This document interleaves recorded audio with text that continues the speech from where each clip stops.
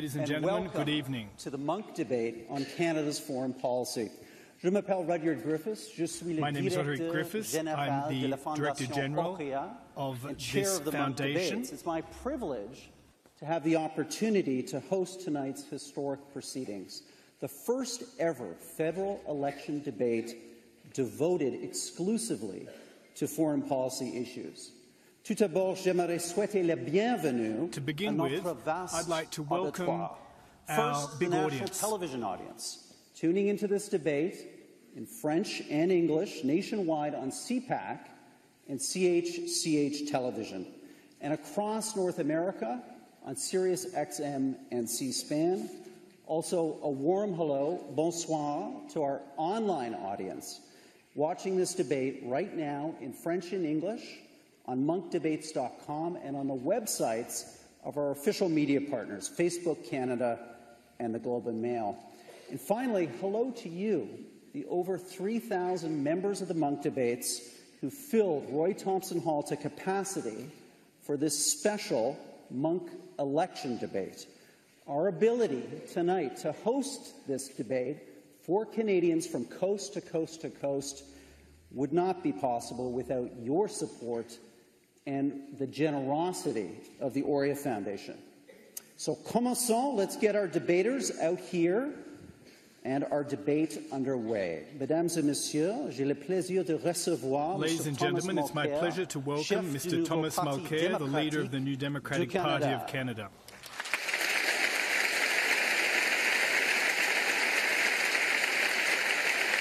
Mr. Thomas Mulcair.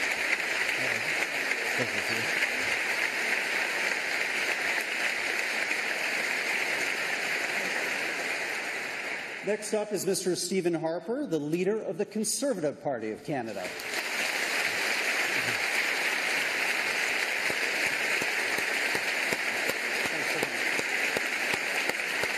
Good debate. Mr. Harper pour le Parti conservateur de Canada. And finally, bienvenue à Welcome Monsieur Justin to Trudeau, Mr. Justin Trudeau, Parti leader libéral of the Liberal Party of Canada.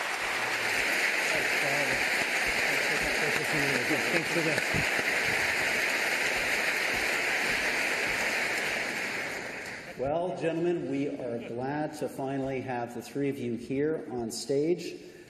You've all agreed to the rules of this debate in advance, and I want to quote as a friendly reminder the rule that leaders will respect each other's right to speak in order to make points uninterrupted. So let's get started. Right now, the world is witnessing the largest humanitarian crisis since the Second World War, as the conflict in Syria and northern Iraq rages on. Mr. Mulcair, you have pledged as Prime Minister to pull Canada's military forces out of the international coalition fighting ISIS. Question for you is, if the threat the Islamic State represents doesn't justify a military response, when would an NDP government use military force? Vous avez 20 secondes. Allons-y. You have Canada does 30 have a role seconds. to Go play ahead. in fighting the horror that is ISIS. We can help stop the flow of arms, help stop the flow of funds, and of course help stop the flow of foreign fighters. There are more than 60 countries involved in the coalition. Canada would remain a member with us, but only 12 are involved in the combat mission. Pour moi, c'est important de se rappeler qu'ici, ce soir, on est sur It is la important même to scène, remind dans la même ourselves salle, that où on a we're dit in the notre same dernier room au revoir à Jack Layton. when we said goodbye to Jack Moi, je Layton veux for the last continuer time. le travail de Jack. I'd like to Et prôner follow les mêmes suit valeurs québécoises and et continue with the canadiennes, work that des Jack valeurs Layton has done de paix, and espouse de the démocratie, values of peace and valeurs de democracy solidarité, and développement solidarity, économique durable. sustainable economic Moi, je development. pense que la These are question est de Canadian savoir quel values. Canada on veut projeter I think sur the la scène question mondiale. is, Est-ce what que ça va être un image do we Canada want to fermé, project on the world stage? Do we guerrier, want a pollueur, closed ou ça va être un Canada off ouvert image sur of le monde Canada, qui a respecte nos laggard, valeurs? or an image of Canada We all that know respects that human there are a rights? certain number of things that a Prime Minister has to get right. This election is about change, and there's no area where Canadians want change more than in that of our foreign affairs. The Prime Minister has to maintain a good relation with the U.S. Mr. Harper's lost the respect of the White House. We have to make sure that we have a place on the world stage. We missed our turn on the Security Council. We have to take care of the defining issue of the age, which is climate change. We're the only country to have withdrawn from the Kyoto Protocol. I'll defend your values, Canadian values, on the world stage. Where Mr. Harper's failed, we'll get it done.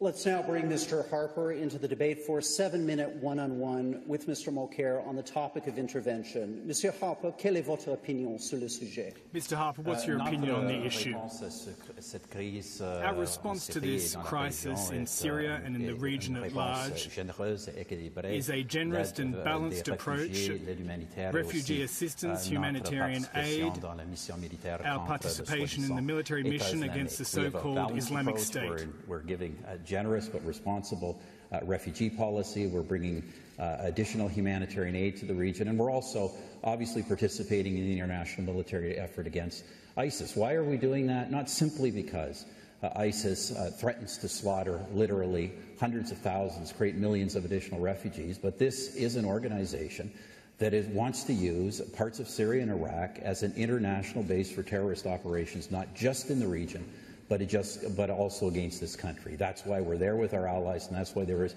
broad international support for this intervention that is necessary not just for the region, but to protect our own security interests. Well, it's important to remember that this is not a NATO mission. This is not a United Nations mission. And, Roger, to get back to your initial question, of course, when it was a question of going into Libya under the United Nations duty to protect, the NDP voted for those airstrikes because it was a UN mission. When that started to morph into something completely different, we withdrew our support. So the answer to your question is we understand that there will be times when we have to, either under the NATO Charter or under our international obligations at the UN, to use force, and we won't shy away from that. But the real question here is that the only thing that we can do. Now, Mr. Harper always takes the same approach, and you know, when your only tool is a hammer, all problems resemble nails. But this is a complex situation. It's one that has deep roots in many years of divisive conflict in the region. And there is one area where Canada is completely failing, and that is in dealing with the refugee crisis. My own family, the Irish side of it at the least, came over during the potato famines of the 1840s, and you know what? In Quebec City, people went down to the docks even though a lot of them were getting sick and took in the most miserable in the world. That's Canada. That's who we are. Catherine's family, the Sephardic Jews who were expelled from Spain, they were taken in the Muslim countries that are today Turkey, was then the Ottoman Empire. That's the opening world that we can always aspire to. 2 million refugees living in our NATO ally Turkey. We're not doing enough to help. There are requests from the United Nations to take in 10,000 by Christmas. Mr. Harper is not even going to get near that number. They want 46,000 between now and 2019. The NDP government will get it done.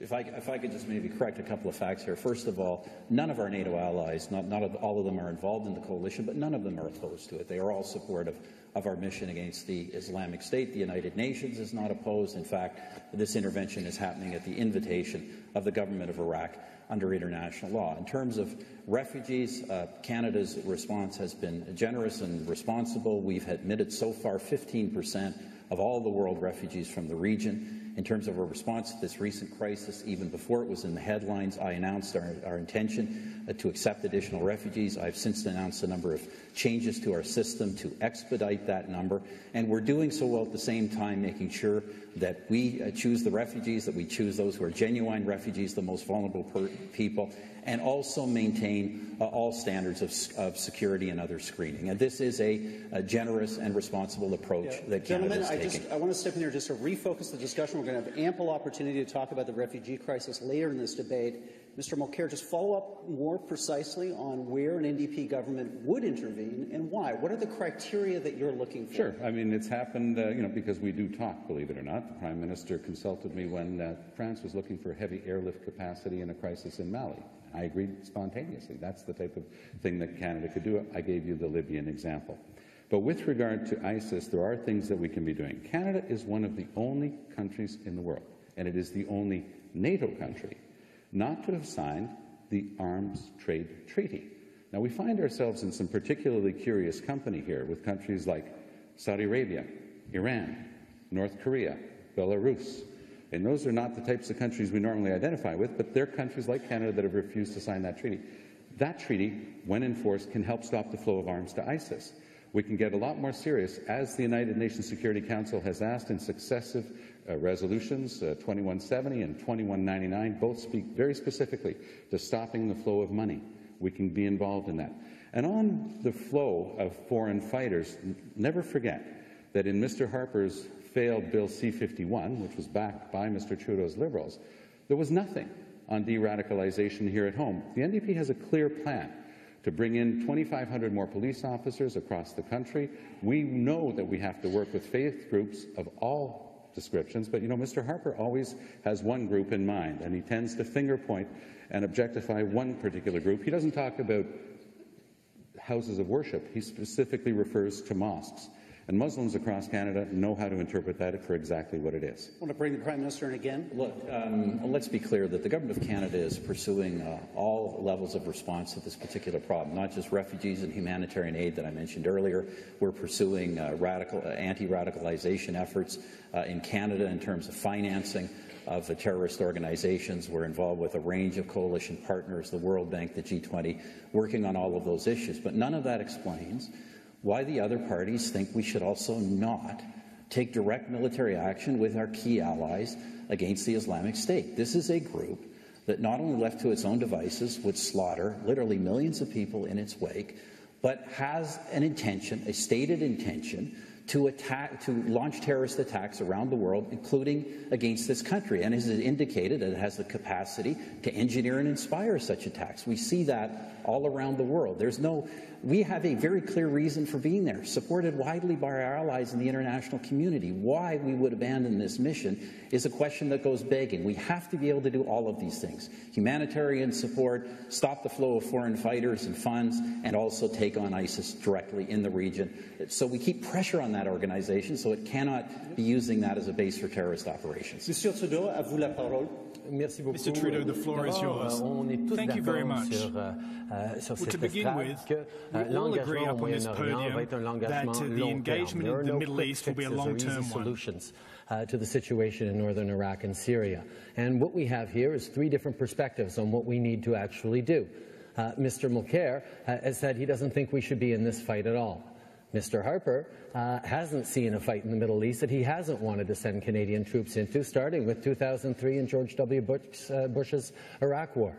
The Liberal Party, as we have in the past, know that Canada has an important role to play on the world stage and should be a strong partner in this coalition, but we disagree with Mr. Harper about the best way to do it in terms of dropping bombs. We think that Canada, as we did very successfully in Afghanistan for many years, as we've done in many places around the globe, should be training up the local forces so they can defeat ISIS on the ground.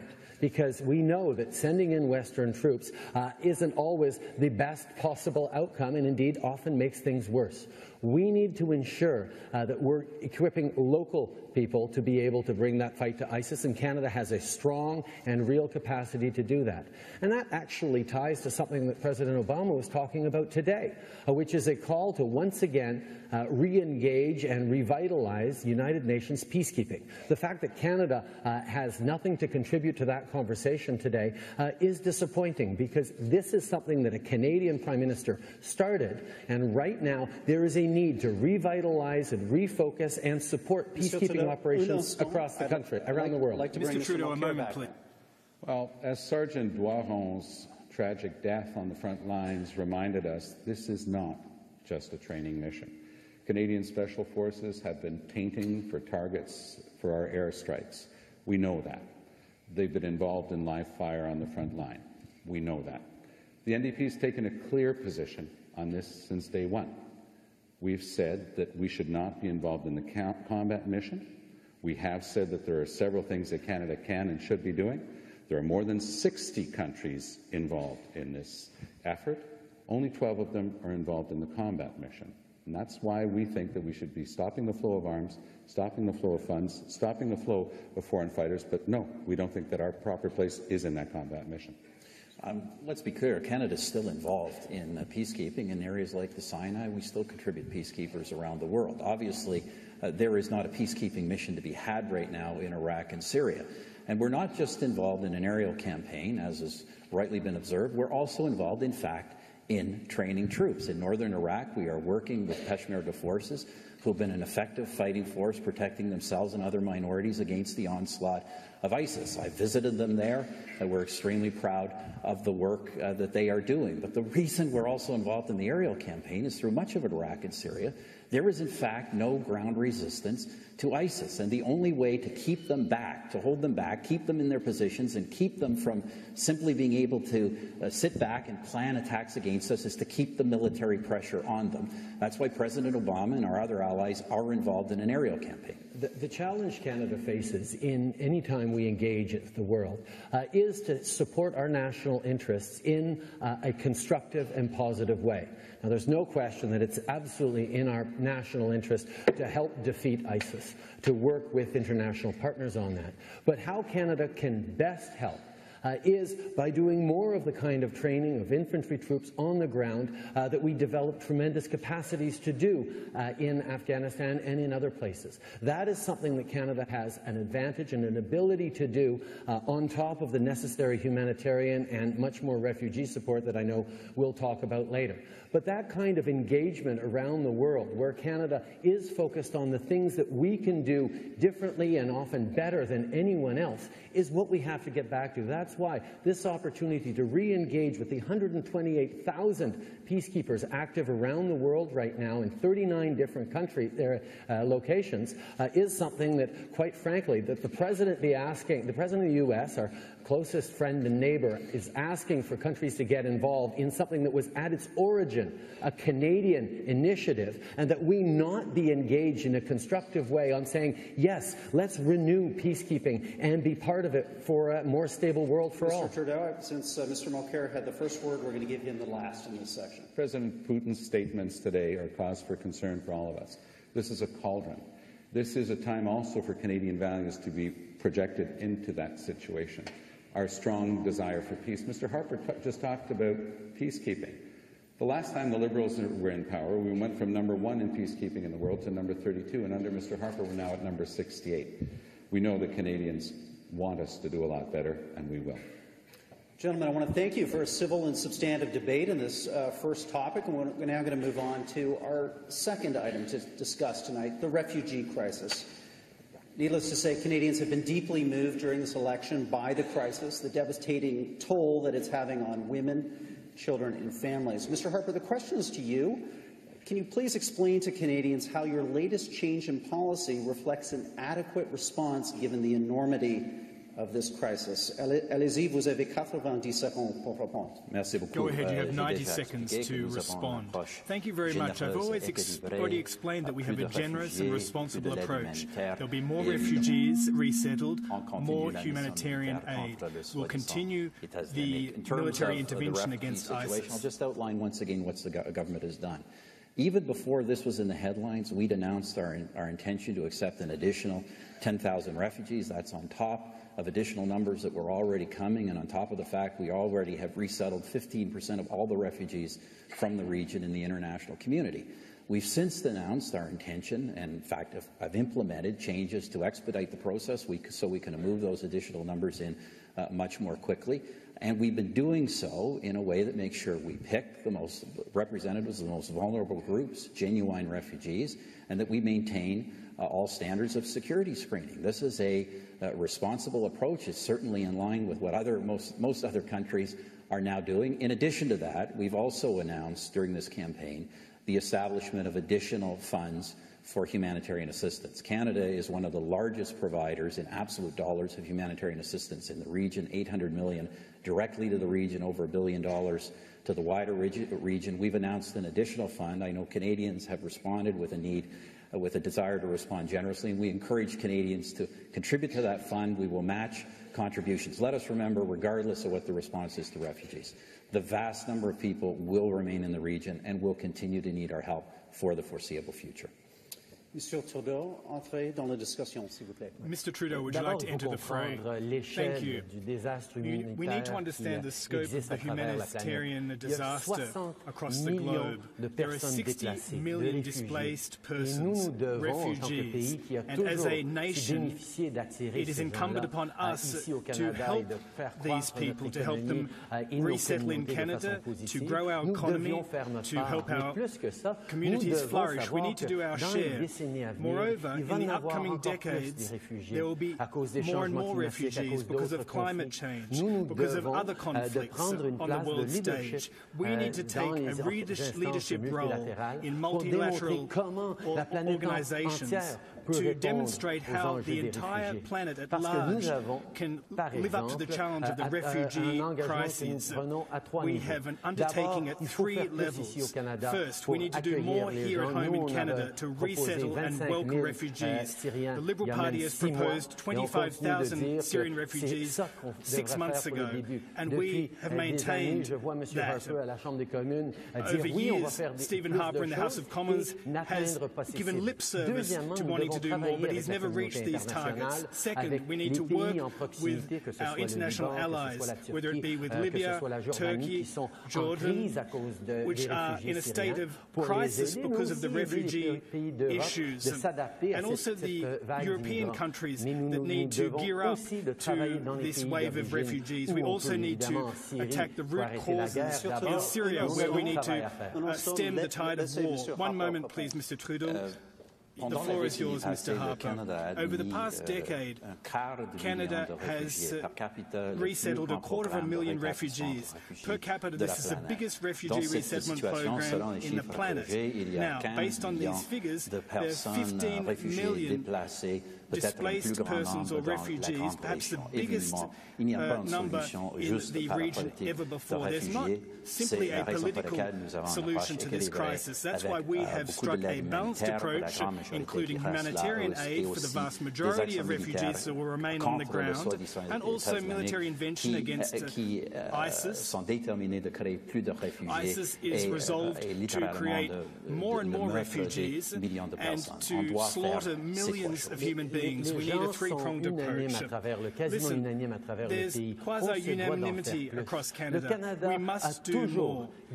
Canada has always benefited from being an open nation that's helped people in a crisis situation, whether it be Ukrainians at the start of the century, those who fled from behind the Iron Curtain in the Soviet Union, Vietnamese that fled to Canada. We have resettled tens of thousands of humans. And Mr. Harper likes to tout security. Security has always been a concern, and we have always been capable of striking a balance, even in less dangerous situations and with fewer resources.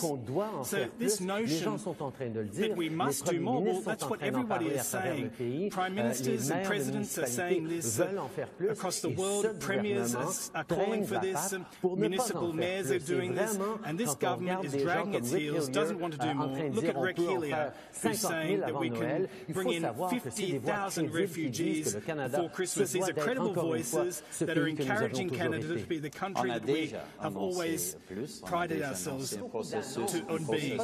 Listen, we've already announced a fast-tracked process, which is already underway. Expect us to act in a way that is generous and also responsible. We haven't opened the floodgates. Some European countries just started letting everybody in, and now they're trying to reverse those policies. I've asked our officials, what can we do to speed up the process? What kind of numbers can we get in and how quickly, while maintaining our security and not literally spending tens of millions of additional dollars? And these are the numbers we've arrived at. We're not chasing headlines. We've arrived at it through consulting officials and through proceeding on a program that is, by all standards, generous. You know, we've said 10,000 more. The United States has said 10,000 more. It's a country 10 times larger than us. I think we're responding in a way that is responsible and also generous, and that's the responsibility of the Government of Canada, not to chase headlines. It's to make sure we act in a way that we can actually fulfill. Mr. Harper, we stand here tonight just a few blocks from Ireland Park. Ireland Park was where in 1847, 38,000 Irish men, women and children fleeing the famine, arrived on the shore of Toronto.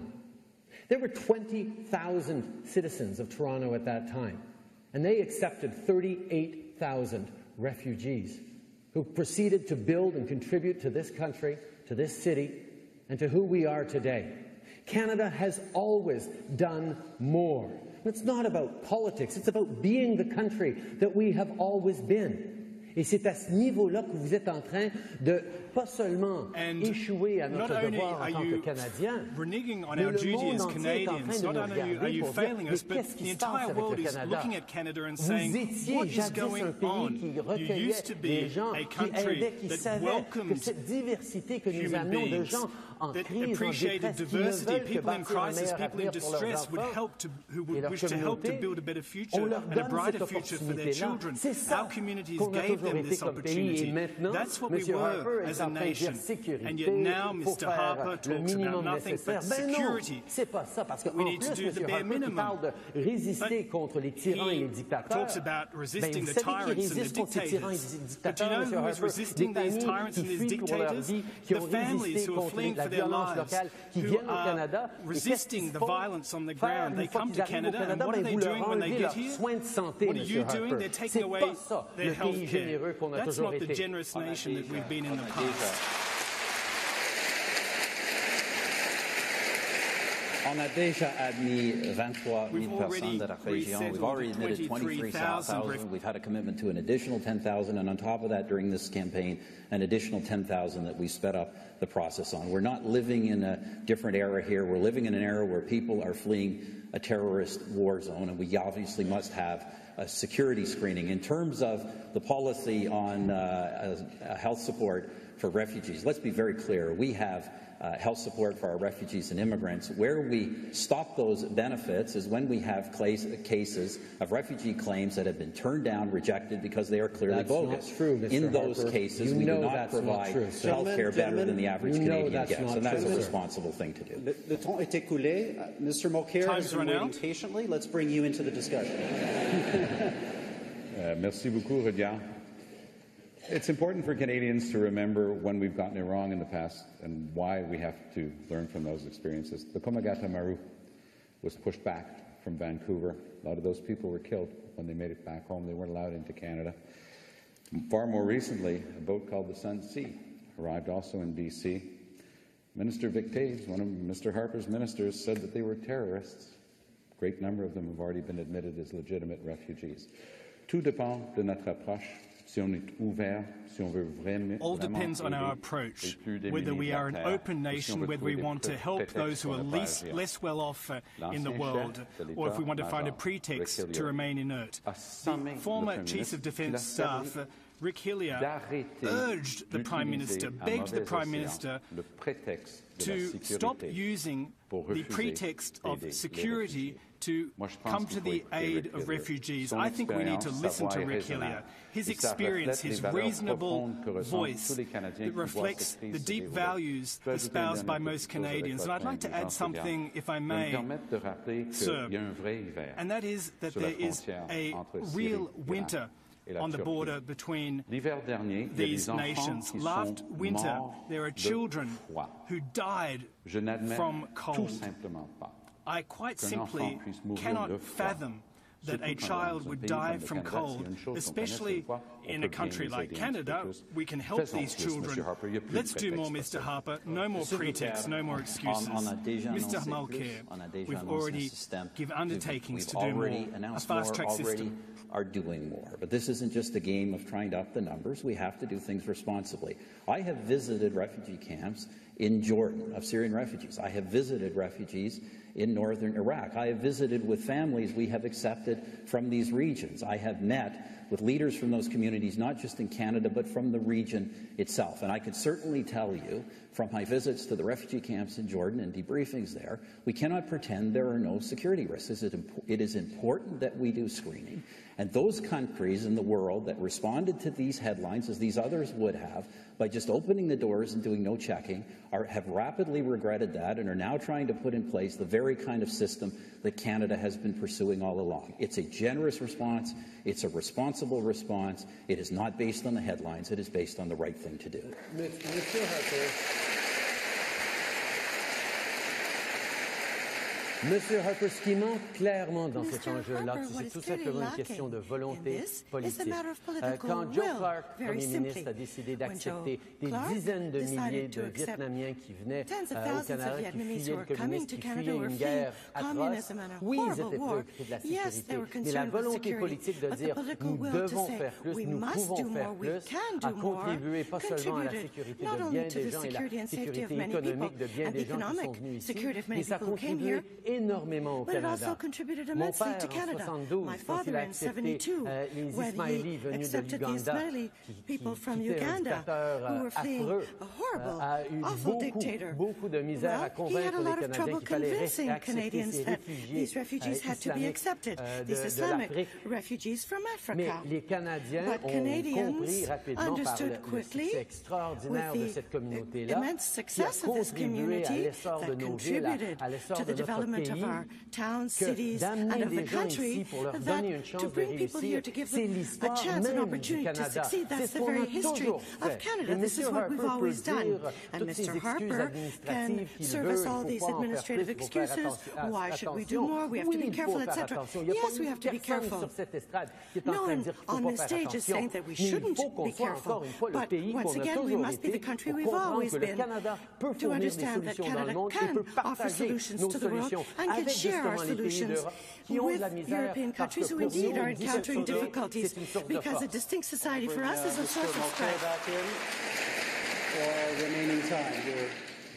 C'est extrêmement difficile d'entendre le Premier ministre d'un pays qui a jadis été reconnu comme un des premiers au monde en termes d'aide aux réfugiés et aux plus démunis de la Terre, dire que tout ça se résume pour lui à une question que les autres sont en train de chercher à avoir les titres de journaux.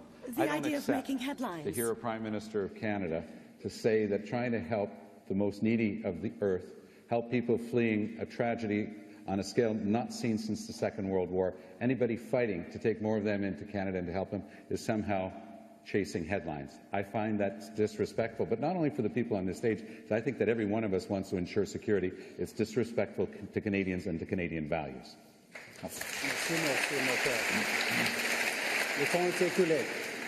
We're on to our next topic now. It's the global terrorist threat. We all know that it's taken on new urgency with the large-scale recruitment of foreign fighters. In response, Canada's Parliament passed new anti-terrorism legislation that critics have attacked as undermining civil liberties and for its lack of democratic oversight. Expliquez-nous, Monsieur Trudeau, as a self-professed champion of individual freedoms, why did you vote for Bill C-51? Canadians expect their government to do two things: protect our security and defend our rights and freedoms. That's what the Liberal Party has always stood for. It's what we did successfully in the years following the 9/11 attacks.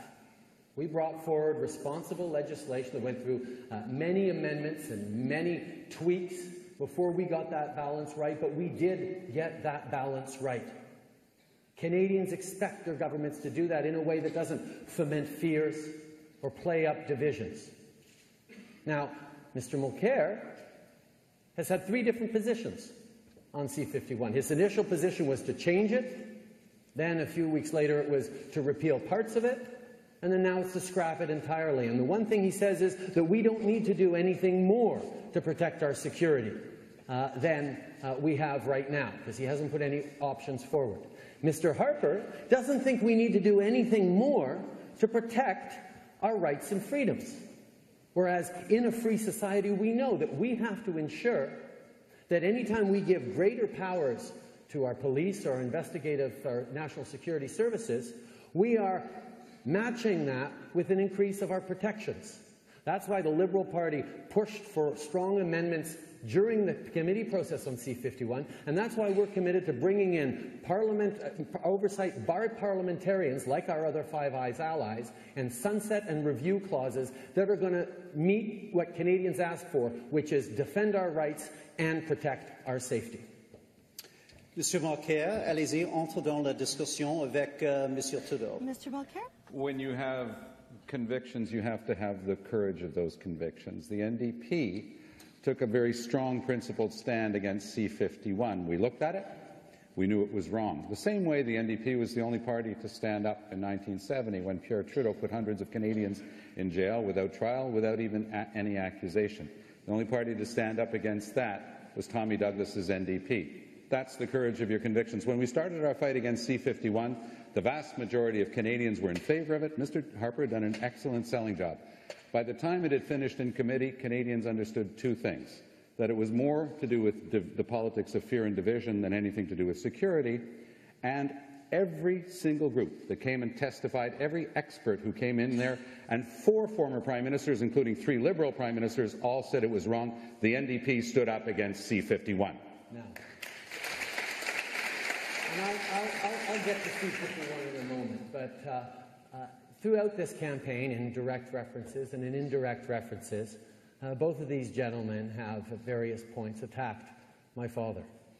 Let me say very clearly, I am incredibly proud to be Pierre Elliott Trudeau's son, and I'm incredibly lucky to have been raised with those values. And when we talk about the legacy that my father leaves behind, first and foremost is the Charter of Rights and Freedoms, which has defined Canada as a country that stands up for individual rights, even against governments who want to take those away. Multiculturalism that has made Canada a country strong, not in spite of its diversity, but because of its diversity. And bilingualism, which, as my father understood, Mr. Mulcair, means saying the same thing in French as you say in English. And one last thing on my father, if you'll please, Richard. It's quite emotional for me right now to be able to talk about him, because it was 15 years ago tonight that he passed away, on September 28, 2000. And I know that he wouldn't want us to be fighting the battles of the past. He'd want us squarely focused on the future and how we're going to respond to Canadians' needs, and that's what we're doing tonight.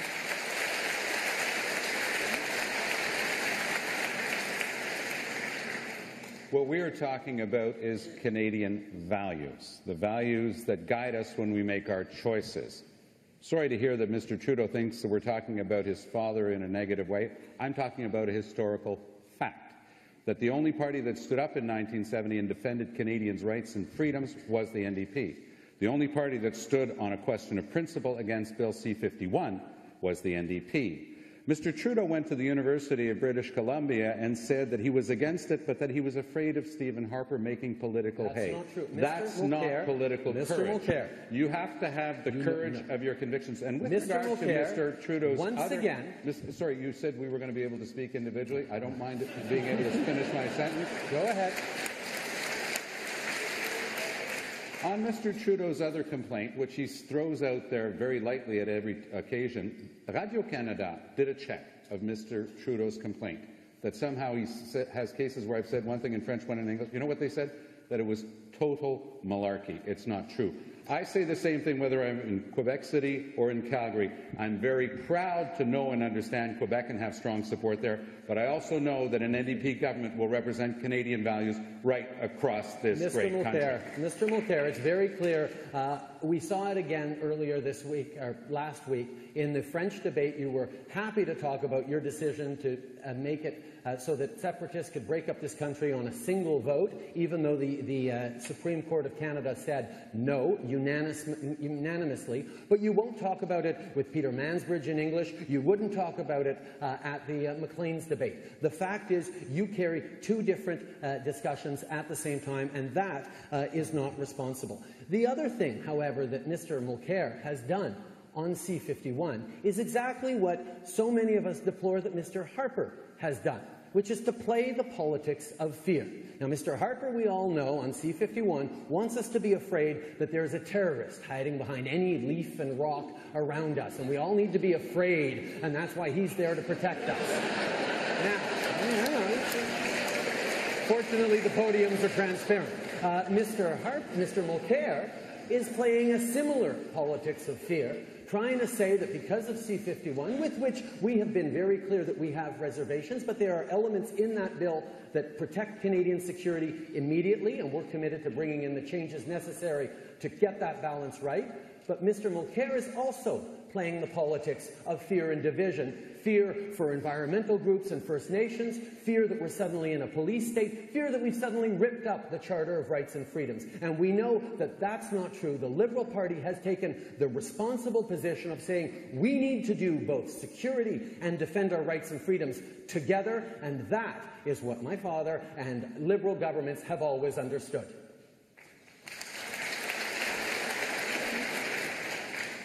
Sharing information on peaceful protests, that's fair. You want to stand up for that? You voted for that. Going against basic rights and freedoms, you voted for that, Mr. Trudeau. I stood on a question of principle. I'm not afraid of Stephen Harper. I voted against Bill C-51. Mr. Mulcair, in committee, there was a concern that people had around lawful protests, and it's a concern that we had, and we heard many committee members point out the fact that this was something that needed to get changed. The Liberal Party put forward amendments. They were voted down. The Conservative Party put forward the same amendments and passed it. But at every step of the way, every single proposal or amendment that was put forward to improve at committee, C-51, the NDP voted against. The people playing politics here, striking up fear, talking about police states and taking away our rights, are the NDP on this. And I am not apologetic in the least about taking a strong stance that understands, yes, Mr. Trudeau, we have to protect Canadian security and defend moments our of rights. this segment. I want to give the last word to Mr. Mulcair. Well, that is completely false. I have never, ever used the term police state. With regard to our stance, I have confidence in Quebecers that the normal rules of a democracy apply there, and that's what I said to Peter Mansbridge, et c'est précisément ce que j'ai dit au débat français la semaine dernière. Moi, je fais confiance aux Québécois de respecter les règles normales dans une démocratie. Mr. Trudeau ne le respecte pas. Mr. Trudeau doesn't respect these rules. Thank you. Now I'd like to hear Mr. Harper on this topic. This government is fully committed to protecting both our freedoms and our security, both of which are under attack from the group ISIS. The threat we face today is not CSIS, it is ISIS. And if we look at the provisions of the bill that Mr. Trudeau actually well defended, give our security agencies powers that are similar across the Western world. For example, the ability of security agencies to share information on security threats, to intervene directly through a warrant if there's a need to, if there's a plot actually unfolding, the ability to take down websites that attempt to recruit people to terrorist organizations in Canada. These are all important matters overseen robustly by an independent organization headed by a retired judge. These are not the only things we have done. There's many other steps we've taken on anti-radicalization and some other things that have been in the news recently, including the fact that this government is clear we will and have revoked the citizenship of people who are convicted of terrorist offences who do not need to remain to be our citizens. There's no reason why we would not do that. First of all, Mr. Harper talks about oversight of our security agencies. He put Arthur Porter, who died in a Panamanian prison fighting extradition to Canada, in charge of overseeing our security agencies. What our other Five Eyes allies do is ask elected parliamentarians to oversee the work of our national security agencies and police agencies. Canada is the only one of those allies who does not do that. And it is about two things. It is about ensuring that, yes, those police powers aren't overused and abused, that we're making sure that we are upholding the charter rights of every individual. But at the same time, it's also about holding our national security agencies and police to account to make sure that they are actually protecting us in every possible way. And we need to trust elected parliamentarians to do that job, not simply appointed officials answerable to the Prime Minister. That's what an honest and open and transparent government should do, and that's what the Liberal Party is committed to bringing in. Le projet de loi C-51 constitue une menace réelle à nos droits et libertés. Et encore une fois, il s'agit des faux choix de M. Harper. Est-ce que vous voulez la sécurité ou vous voulez vos droits et libertés? De la même manière qu'il nous dit, par exemple, Est-ce que vous voulez l'économie ou vous voulez qu'on s'occupe de l'environnement? Ce n'est pas une question de l'un ou l'autre. Un Premier ministre a l'obligation de s'occuper des deux. Tandis que M. Trudeau tente désespérément de trouver des manières de justifier le projet de loi C-51, le NPD a pris une position de principe contre ce projet de loi parce que ça entache grièvement nos droits et libertés de la personne. Ça fait longtemps, M. Trudeau, que c'est dans l'hymne national. Il faut protéger à la fois nos foyers et nos droits.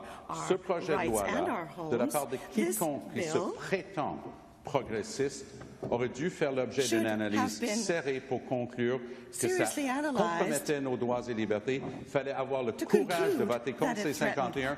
Vous avez dit que vous aviez peur de M. Harper. C'est mot à mot ce que vous avez dit à l'Université de Columbia-Britannique. Essayez pas de changer l'histoire maintenant, M. Trudeau. Très bien que moi, ma crainte dans tout cet enjeu-là, c'est qu'on ait une élection ancrée dans le débat sur la sécurité.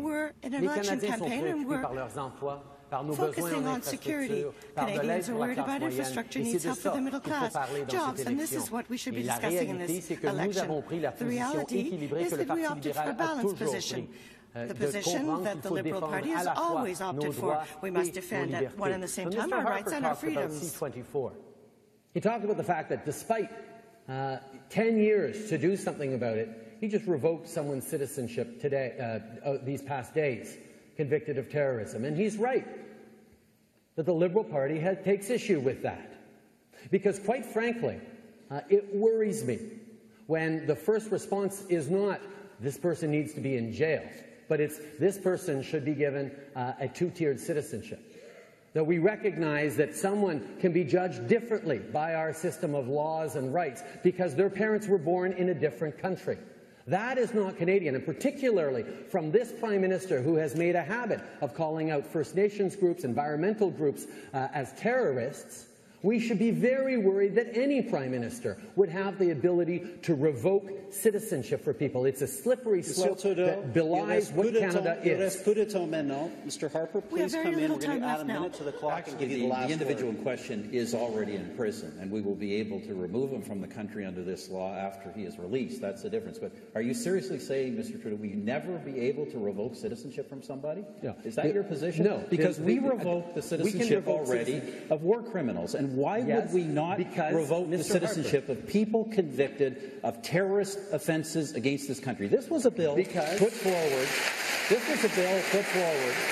by a member of Parliament who is himself an immigrant, Devinder Shorey. This is not the standards we expect. Immigrants, Canadians, all of us who are here expect that we would have a minimum bar, that people would not, people who come here would not be guilty of trying to plan terrorist attacks against this country. A Canadian is a Canadian, and you devalue the citizenship of every Canadian in this place and in this country when you break down and make it conditional for anyone. We have the rule of law in this country, and you can't take away citizenship if you don't like what someone does. The individual question is convicted of planning the most heinous terrorist war ever against this country. A few blocks from here, he would have detonated bombs that would have been on a scale of 9/11. This country has every right to revoke the citizenship. We are not a country dominated by fear. We are a country of laws and rights. We're out of time for that segment. Lively as it was, we appreciate it. Merci pour ce débat très riche jusqu'à présent. Thank you for this I now want to change gears and move to the first of our three rapid reaction sessions. And I want to start with you, Mr. Mulcair. The NDP is a strong proponent of spending more on foreign aid. Many Canadians, though, I think, want to know, Mr. Mulcair, why we should spend billions more when we have so many urgent problems here at home. Make that case to the country.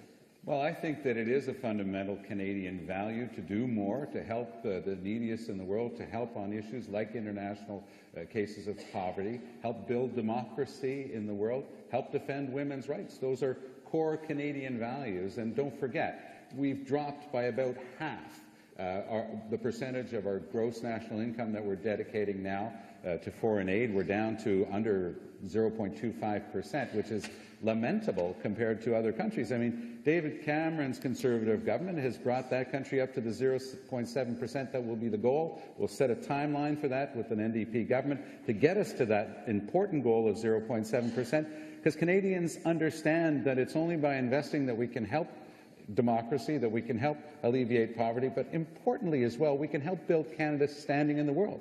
We've lost that. There was an important document leaked today that shows we've lost a lot. I want to stop you there because this is a rapid reaction session.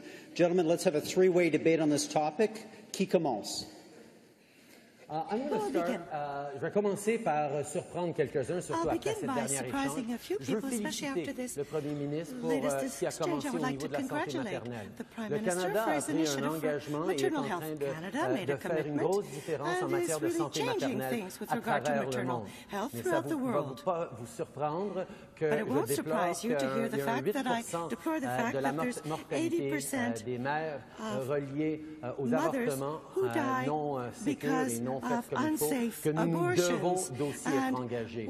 Le Premier ministre est pris un petit peu dans son idéologie de ne pas pouvoir faire au complet tout ce qu'on devrait faire pour aider les mères, pour aider les personnes les plus vulnérables à travers le monde, de sortir de la pauvreté. C'est pour ça que le Canada doit se réengager à aider les plus vulnérables, basé sur la science, basé sur les meilleures pratiques et pas juste basé sur l'idéologie, comme malheureusement le fait trop souvent le Premier ministre. Pour déclarer les faits, pendant la période de ce gouvernement, depuis le dernier gouvernement, l'aide humanitaire, l'aide étrangère du Canada a augmenté par 15%, mais nous sommes toujours préoccupés du fait que cette aide doit être utilisée de façon efficace et responsable et vulnérable. And of course, one of the things we have led on, we're very proud of, is our child, maternal and newborn health initiative. We have been able to assemble an international coalition of countries, of international organizations, of private foundations, frankly, with often minimal investment, to dramatically reduce child and maternal mortality in the developing world. This is something, as Canadians, we're a very wealthy country, it's something we can do, we know is effective, and we're very proud of doing it. And I know we have lots of needs of our own, but it is in our broader interest that we help people around the world when we can and when we know that aid will actually be used responsibly and effectively, and that's what we're always committed to. Mr. Mulcair, please join.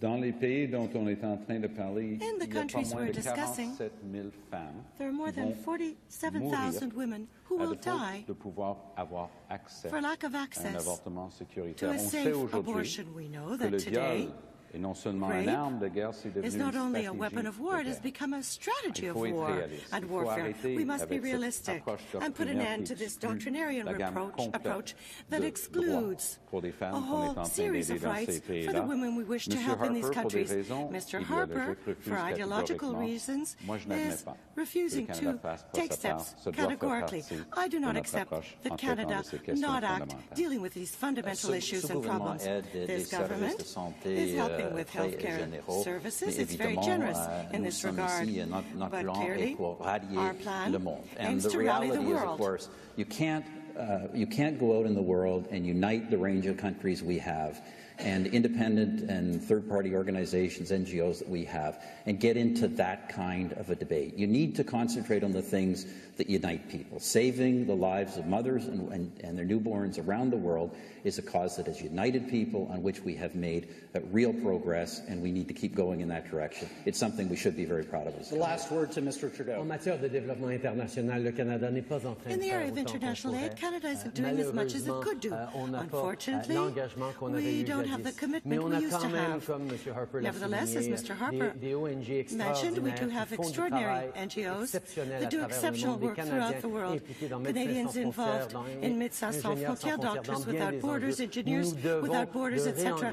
And it is our duty to re-engage across the planet because we have a constructive contribution to bring. This is what we must continue to bring and to do to help the most vulnerable throughout the world. Thank you, Mr. Trudeau. Merci. Let's move on to our second topic, our second rapid reaction topic. And Mr. Harper, the question is to you. You've made the point of visiting the Arctic every summer as Prime Minister. But under your leadership, not one new icebreaker or deep-water port has been built, and this at a time when you know the Russians have 40 icebreakers and as many as another 14 planned. What will you do to reassert Canada's interests in the North? Well, in fact, the work has begun on the deep-water port at Nanisivik. We've created an Army Arctic Training Centre at Resolute Bay. We've increased our ability through purchases in the Air Force to reach the entire North. We're investing in the RadarSat constellation system to make sure we have better coverage on that basis. And, of course, we've expanded the Canadian Rangers, who are eyes and ears of the North. This helps local communities, and they patrol for us. But these are not, I should be clear, Roger, these are not the only investments we're making. Obviously, we're making sovereignty investments. We're also making environmental investments, the High Arctic Research Station, the expansion of Nahanni National Park, economic investments like the building of the highway system to the Arctic coast, social investments in adult education and in housing, and investments in governance. We signed a historic devolution agreement with the government of the Northwest Territories to bring governance closest to the people. So we are going to continue to make investments across a range of areas, and of course we will continue to respond to the threat and to the risk that Russia, in particular, poses in the Arctic, something we've warned about for a very long time. Monsieur Trudeau, à vous de parler sur le sujet. Mr. Harper, we've all seen your summer photo ops. In January this past year, I went up to the Arctic with my son Xavier, the way I had been able to do as a child. And one of the things, in talking with communities and seeing how people are struggling through the winter with inadequate food security, with challenges around infrastructure, the one thing they keep saying about you up there, Mr. Harper, is your big sled, no dogs. The challenge that we need to have is to understand that to have sovereignty over the Arctic, we have to support the communities, the people who live there, who've lived there for millennia. And that is not what you're doing enough of. We need to work with multilateral partners. Obama just convened the Arctic Council in Alaska last month, and Canada was almost practically absent from that. We need to take real multilateral leadership on the Arctic, and we need to start once again investing in science and research, not to find ships, but to actually detect what's going on with the fragile Arctic ecosystems and make sure that we're serving the future needs of our country. Merci. Entrez dans la discussion. Thank you, Mr. Trudeau. Now, Mr. Mulcair. Any Arctic strategy has to begin with the people of the North.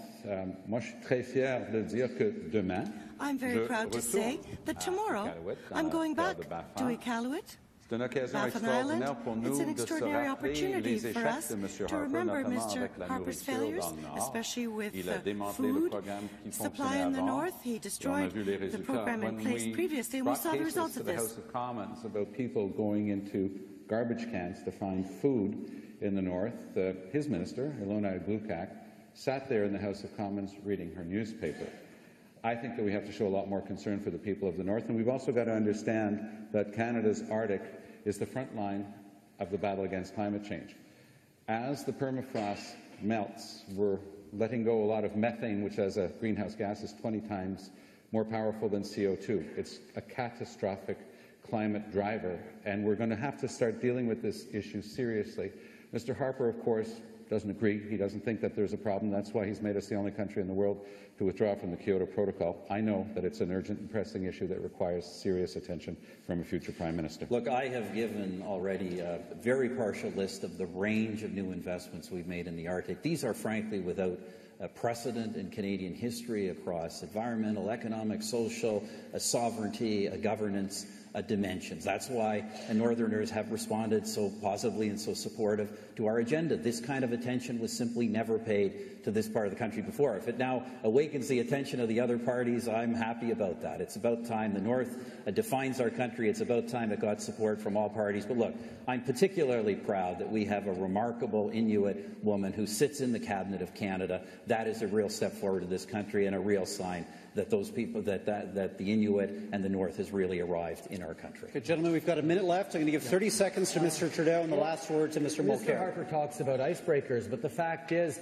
we are underfunding even the military procurement for our Navy that we need to have right now, which is why I alone have made the decision of these three gentlemen on stage to cancel the expensive F-35s, to plunge that money, any extra money, so we can still get quality planes at a better price, and plunge the extra tens of billions of dollars into our Navy so that we can once again protect the 2/3 of our coastline that ends up in the Arctic and the 1/3 of our landmass in the Arctic. Canada needs to re-engage, and we need to actually fund it properly, and that's what Mr. Harper hasn't done. We have record investments in shipbuilding right now, $35 billion. We're going down at all of our shipyards, and we do that, Mr. Trudeau, without promising to run deficits and without hiking people's taxes. Il reste peu de temps. The last word to Mr. Mulcair, please. Thank you, Edward. Dans le Nord canadien, comme on a pu le voir de retour à Kuujjuaq récemment as we've seen in Kuujjuaq recently with my colleague Romeo Saganashvili, there's a crisis around housing. I've seen houses with 18 inhabitants in one room. How can a child do their homework? This is a social and economic crisis that is ravaging our future generations. This is a government's obligation. It reflects our deep-seated Canadian values, and I will deal with this as soon as I become Prime Minister of Canada. This is a top priority. We need to address the housing issue immediately for First Nations and Inuit peoples. Let's move on to the last of our three rapid reaction discussions. You're all aware, I'm sure you've thought a lot about this, that the biggest foreign policy challenge of the moment surely is the aggressive and unpredictable behavior of Russia on the world stage. Mr. Trudeau, if you become Prime Minister, how will you deal with Vladimir Putin? I think there's no question that we have to recognize that Russia has become, as you say, a destabilizing force around the world. He's destabilizing Eastern Europe with his unacceptable incursions into Ukraine. He is pushing in blocking the achievement of ceasefires and stabilizing and stopping the barrel bombings and wars in Syria.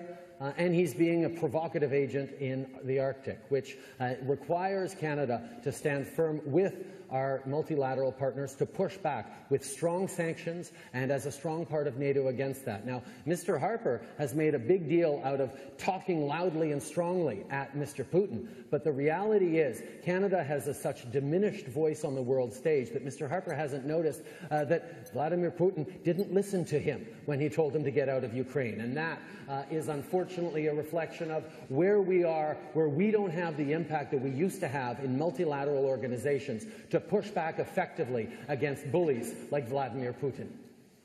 Well, you know, it's fascinating to hear these other parties talk about their fears and their concerns about Mr. Putin. For years, they accused this government of being alarmist, as we pointed out to the world, the deterioration of democracy and human rights in Russia under his rule, and his increasingly aggressive and destabilizing behavior internationally. I have met with Mr. Putin many times, and everybody knows, of course, when it came to Ukraine, I've made it very clear to Mr. Putin that Canada, this country, is never going to tolerate or accept under any circumstances his occupation of Ukrainian territory. You know, this was a position we took with the Baltic states, annexed by the Soviet Union in 1939. We held to this position with our allies for over 50 years, and when the time came, those countries became independent. I've said to President Poroshenko and others that this country will continue to work with our allies to make sure we never in any way recognize or accept Russian occupation of any square inch of Ukrainian territory. The NDP stands foursquare with the people of Ukraine against this Russian invasion, and we will stay there for the long term. But it's interesting to hear Mr. Trudeau say what he's going to do with Mr. Putin. Mr. Trudeau, you can't even stand up to Stephen Harper on C-51. How are you going to stand up to Putin? Mr. Harper talks a good game with regard to dealing with Mr. Putin. But the fact is that there are two people, Yakunin and Sechin, who are on the list of some of our closest allies, including the Americans. Now, Mr. Harper has refused to put them on the list of sanctions for Canada. You know why? Because they've got important business dealings here in Canada. He's going to tell us he's got a longer list than anybody else. That's like saying that Paul Dewar is on Putin's list, which he is, but not going to have much effect. The rest of the people on that list don't matter much, but these two count. Yakunin and Sechin should be on Canada's sanctions list. They're not, because Mr. Harper talks a good game about dealing with Putin, but two of his closest allies, two of his closest buddies, are not being sanctioned because of their Canadian connections. Mr. Harper is protecting them instead of sanctioning them. Well, in fact, as was already admitted, Canada has by far the largest sanctioned list of Russian agents, not just in Russia, but in Crimea and in Ukraine. And the fact of the matter is, if anybody is listed by all of our allies, they're, of course, listed by Canada. Mr. Mulcair claimed in the previous debate these two individuals were listed by everybody. In fact, they're not. They're not listed by the Europeans. We want to make sure that our sanctions are effective, that they punish the Russians more than they punish Canadians. These individuals are not listed by anyone, and so obviously we continue to review. We continue to review those particular cases, but no one should doubt. And I think the world has recognized it. The Ukrainians themselves have recognized it. No country has responded more comprehensively to Ukraine's needs, whether they be non-lethal military aid, training, humanitarian, financial assistance. I've been to Ukraine, met with President Poroshenko right during this crisis. No country, no government in the world has stood with the people of Ukraine any more than this government has. And Canada will continue, to stand with Ukraine. When I chatted with President Poroshenko in Ottawa, along with Chrystia Freeland, who's done an extraordinary job representing Canada in a non-political way to the people of Ukraine and on this issue, we have seen tremendous impact locally, but at the same time, we are a country that used to have a lot more influence, and when Canada said something, we were listened to on the world stage, and that has been diminished over the past years because of our withdrawal from international consensus building, from working with multilateral partners as a positive, constructive actor in our national interests. And that's what we need to get back to so we can make a difference in holding our ground against Putin and against bullies around the world. Great. Thank you, gentlemen, for three very good rapid reaction discussions. Let's now return to our longer format exchanges, and I want to begin by focusing on the topic of Canada-U.S. relations. Mr. Harper, you were unable to convince Barack Obama to build the Keystone Pipeline. What does this failure tell you about how we should manage the Canada-U.S. relationship going forward? Well, Barack Obama and I have discussed this particular matter. He said to me there's nothing he's asking Canada to do. He's going to make that decision based on his own assessment of American interests. Look, this government has worked with two radically different administrations in the United States, and we have worked productively with both. Right now, if you look around the world, the things we have been working on with our partners in the United States, they include obviously the mission we talked about earlier against the so-called Islamic State. We're working closely with the United States in our response to the crisis in Ukraine and in reassurance to our allies, our Eastern European allies in NATO. We've worked together on the Ebola crisis. We have a clean energy and climate change dialogue. We've worked productively with the United States on joint regulations in that particular area. We have a project of unprecedented scope called Beyond the Border, in which we are doing more to better integrate our security and try and thin border processes between Canada and the United States, vitally important to our trade. We're working together, sometimes not always agreeing on international trade negotiations. But look, Canada has a good relationship with the United States. We work productively overall. But at the same time, the responsibility of the Prime Minister of Canada is to stand up for Canadian interests. Where it's necessary to take a different position from the United States, we do that. Mr. Mulcair, please enter into a 7-minute one-on-one with Mr. Harper on this topic. Very difficult to see how Canada's superior interests were being served when Prime Minister Harper said to President Obama that it was a complete no-brainer that the Americans had, those were his exact words, that the Americans had to approve Keystone XL. I know that Keystone XL represents the export of 40,000 Canadian jobs because Mr. Harper told the Americans so. That was the same number that his finance minister used. I want to create those jobs in Canada. So I think that Mr. Harper takes the wrong approach when he does things like that. He also informed the Americans that on Keystone XL, and this is another direct quote from him and his government, I won't take no for an answer. Well, guess what? The answer was no, and you weren't able to do anything about it. Now every progressive in the United States is against Keystone XL. Mr. Trudeau and Mr. Harper are in favor of Keystone XL, same way they're both in favor of Bill C-51.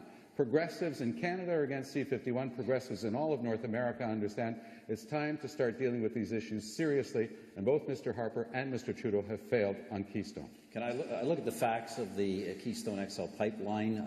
I'm simply citing the report done by the U.S. State Department itself, which actually did an independent analysis of this. It creates jobs on both sides of the border, of course, as exports always do. I understand the protectionists and the NDP don't recognize that, but that's a fact. It's good for our energy security, displacing foreign oil from countries that are, quite frankly, security risk to North America. And compared to the alternatives, is by far the best environmental solution in terms of moving our product to market. So we have a strong case. I would also point out, the reason I say this will be adopted eventually is through the efforts of our embassy and this government, we have created overwhelming public support in the United States for this position on both sides of the aisle in Congress, and clear majorities in public opinion. And it is my view that when the logic of something is overwhelming on an environmental, economic, and energy security sense, that its adoption is inevitable. We will continue to make the case, and make the case aggressively. Look, as I say, we far more often than not agree with our American friends, but when we do not, we have to stand up for interests, and we have to be very aggressive and vocal in pushing for Canada's best interests.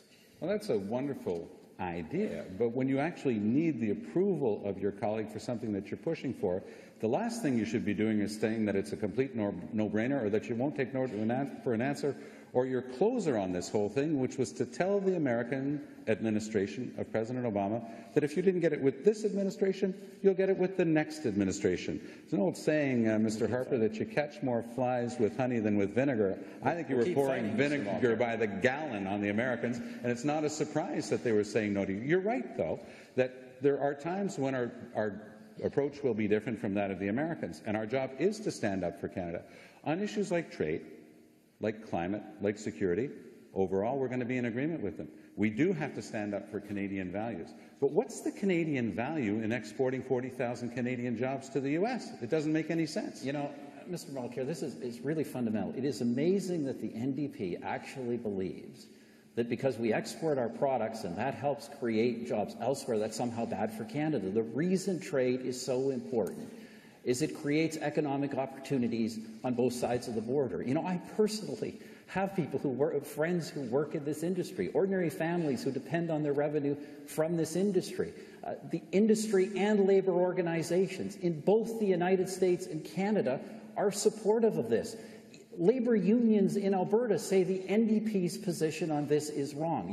We cannot take, in the modern global economy of the 21st century, an ideological opposition to trade. Being able to sell our energy products, our other products around the world is a good thing for Canada. This is a very old hat approach from the Conservatives. This is the same approach that's failed in the past, where we rip and ship our natural resources in as raw a state as possible and send them to another country. The way to build for the future sustainable development of our resources includes basic principles like polluter pay, which Mr. Harper has never applied, which includes putting the costs to the environment, the climate, the greenhouse gases into your evaluation. We don't have a complete, thorough, credible environmental assessment process left in Canada.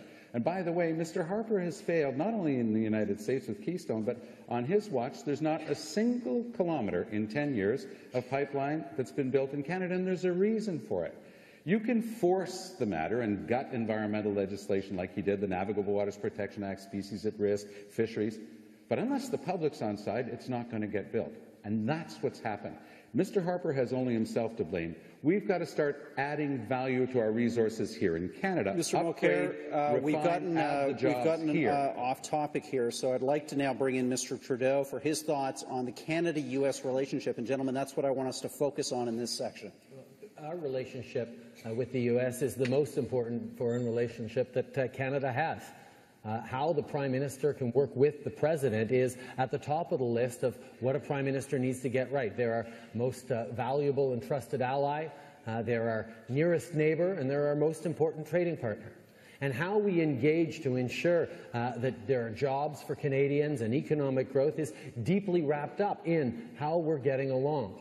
Unfortunately, Mr. Harper has narrowed the entire relationship with the United States to a single point around the Keystone XL pipeline.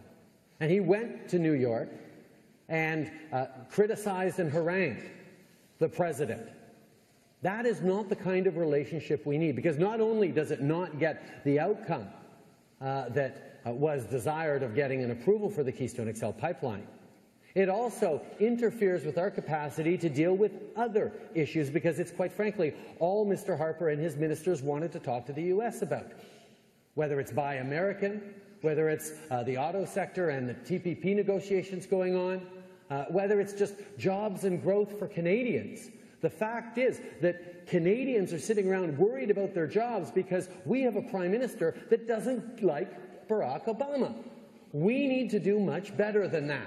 And that personal relationship that Mr. Harper has had a difficulty creating, not just with the U.S. president who doesn't share his ideology, but with premiers across the country and municipalities and a wide range of people, is hindering these relationships that mean jobs and growth.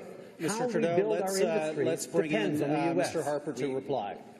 We have a great relationship with the U.S. administration. I have a great relationship with President Obama. And by the way, the Americans have never said otherwise, and neither have we. This is just an invention. In fact, what we have actually been able to do is stand up for our interests on things like Keystone while pursuing a broad range of initiatives with our American partners. Now, I ask you to look at the alternative.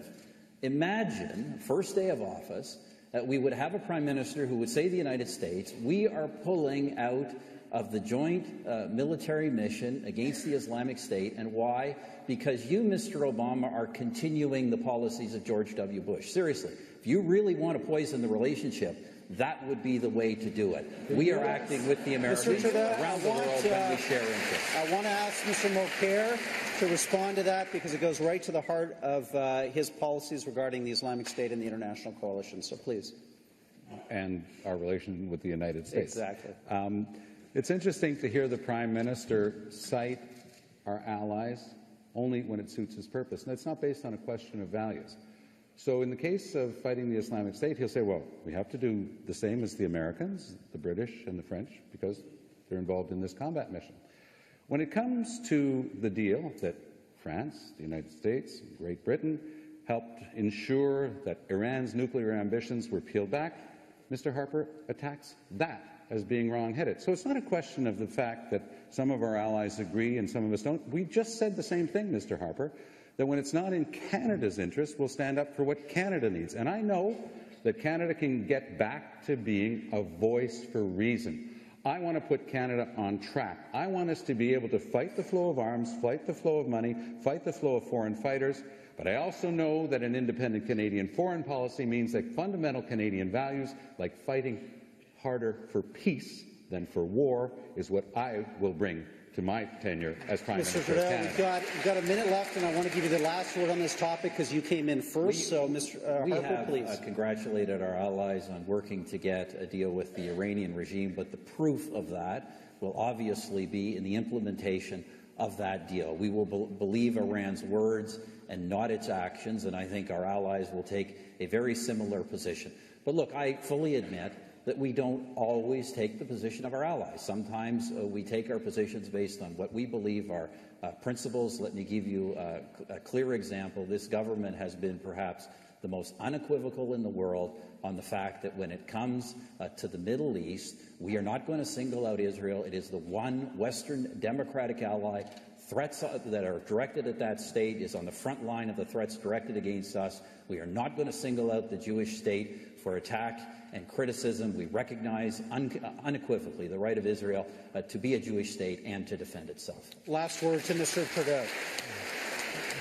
The issue of Israel, where we most disagree as Liberals with Mr. Harper, is that he has made support for Israel a domestic political football when all three of us support Israel and any Canadian government will. But on the question of the U.S. relationship What we need to make sure is that we continue to engage as a robust member of the coalition fighting to defeat ISIS. There are many countries that don't have a direct combat role, and Canada has proven time and time again that we can contribute. And for our closest friend and allies of the U.S. to relaunch UN peacekeeping today and not have Canada stepping up to say, yes, this is a Canadian thing that we can do well and we will support, is yet another missed opportunity to have that positive relationship that ultimately means more jobs and more growth for Canadians.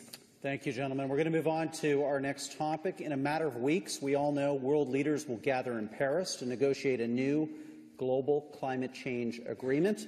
Mr. Trudeau, Liberal and Conservative governments alike have failed to meet their international commitments to reduce greenhouse gas emissions. Why should Canadians believe that your government will be any different? Nous reconnaissons que le défi auquel les gens s'attendent, we recognize that the challenge for Canadians and for this government is to understand that the environment and the economy go hand in hand. They cannot stand alone when it comes to reducing greenhouse gases. Our failure to deal with them for decades is hurting our economy and our relationship with the United States and our standing on the world stage. What the Liberal Party is saying, what I am saying, is let's set aside these petty partisan politics.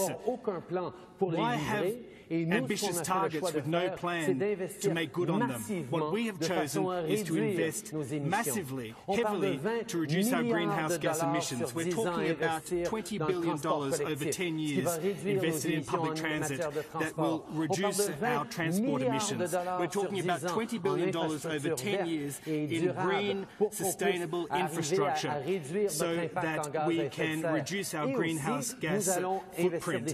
We are going to invest hundreds of millions of dollars to develop green technology, clean technology, and we are going to work hand in glove with the provinces. The fact of the matter is, with Stephen Harper at the helm over 10 years, the provinces have had to do it alone. There are many provinces that have set a price on carbon.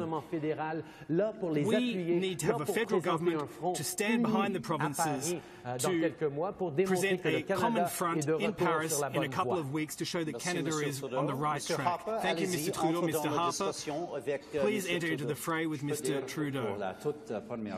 Well, for the first time in history, over the past decade, Canada has enjoyed economic growth with, in tandem, a reduction in greenhouse gas emissions. That has happened in the past decade. We've had economic growth, but we've also had a reduction in global greenhouse gas emissions. As pertains to the conference coming up in Paris, you know, when we came to office a decade ago, we took a position that was considered very radical, opposed by the other parties and by many in the international community. We said that an effective international protocol had to include targets for all major emitters. The Chinese and the Americans, who were not a part of the previous protocol, are now committed to moving forward with that. And I am very optimistic. We've established targets very similar to our major partners. We're working with the United States and others, particularly the United States, on regulatory systems on greenhouse gas emissions, and I am very optimistic we will reach a historical accord in Paris this year.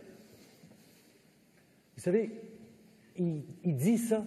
Il parle comme ça tout le temps, comme si le Canada était un leader en matière d'environnement. Je pense qu'il commence même à se croire. I think he's even starting to believe his own rhetoric. The fact of the matter is that everyone knows full well that Mr. Harper just hasn't got it. The fundamental truth of the matter, and that is the environment and the economy go hand in hand. If we are to create jobs for the future, economic prosperity, sustainable development for our children and our grandchildren, the onus is on us to do our jobs, environmentally speaking, to protect our land, our water, our air. Unfortunately, Mr. Harper, because he has done nothing for the environment for 10 years, is hurting our economy. We can't even export our resources. de lâche we et de are being considered a sur laggard on the world internationale parce stage qu'on est obstructionniste because we're dans les obstructionists négociations au niveau des in changements the bargaining climatiques. process La on climate réalité, c'est que change. tout le monde le sait. The fact On of the est matter nulle is that part sur everybody l'environnement. knows Les this. Canadiens sont We frustrés. are Le monde entier est frustré absolutely envers le Canada. laggards. Il est The temps whole que ça world is change. Il est temps qu'on frustrated ait un with premier Canada. ministre qui It's se high tient time that this debout, qui change. We need a comprenne Prime Minister que that stands up l'environnement et for Canada l'économie, and ça va understands ensemble. that the economy and the environment go hand in hand. La chose incroyable que nous avons pour la première fois, incredible thing is, for the first time, we have real reduction in greenhouse gases and a real plan to reduce greenhouse gas emissions. Now let's compare this with Mr. Trudeau's plan. That is a previous Liberal government that had the worst track record in greenhouse gas emissions. Greenhouse gas emissions have actually gone down under our government. Under the previous government, they established the toughest standards in the world and then missed them by the most of any single country. They were 30% over their targets, and when we got to office, they didn't have a single plan to achieve anything. We have moved forward. We have moved forward on regulatory matters in the transportation sector and the electricity sector, and we're going to continue to move forward. We have a real plan. We're taking actions, and by the way, we're doing that without imposing carbon taxes on the Canadian population. Monsieur Harper. Ce que vous reconnaissez pas, c'est qu'ils ont déjà 86% de notre économie a annoncé un prix sur le carbone. Parce que malgré votre inaction totale en matière de réduction de gaz à effet de serre, et vous aussi vous avez mis de l'avant des cibles qui ne seront pas rencontrées. C'est pour ça que nous mettons de l'argent devant et pas des cibles devant. Putting our money where our mouth is and not just establishing targets. Over your years of inaction, there have been 4 provinces that have taken a leadership role in British Columbia, a highly successful carbon tax. Your province, your home province, Alberta, followed suit in their own manner. Ontario and Quebec have undertaken to set up a carbon exchange and have done so. We have real leadership on the part of the provinces. They're just waiting for the federal government in Ottawa to get it, to understand that we have an uphill battle, that we have to work together.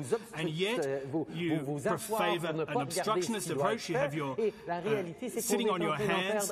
And the reality is that each and every day, our international standing is being tarnished. In 2008, when Barack Obama came to Ottawa for the first time, he spoke about a continental integrated approach. You've done nothing to follow up on that since then, and the United States is going it alone because Canada doesn't want to be part of the solution.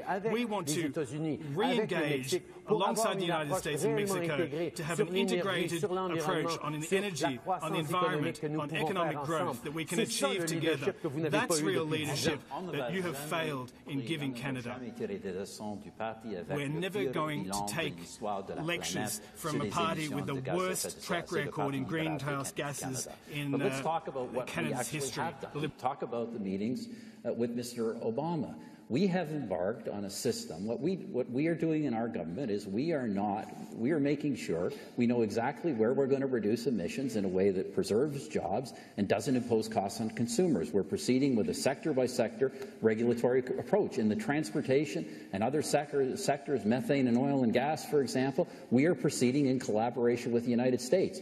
In the electricity sector, we've actually proceeded in collaboration, not with the United States, but with our provinces, on a position that is, frankly, going farther and faster than the United States. We will be the first country in the world to effectively shut down traditional coal-fired electricity. The biggest single source of emissions on the planet are being eliminated in Canada. We're going to have the cleanest energy sector, and we're doing that without imposing taxes on Canadian consumers. Mr. Harper, you do see the irony of standing here in Toronto and trying to tell people in Ontario that you somehow supported and aided the closing down of the coal-fired plants here in Ontario.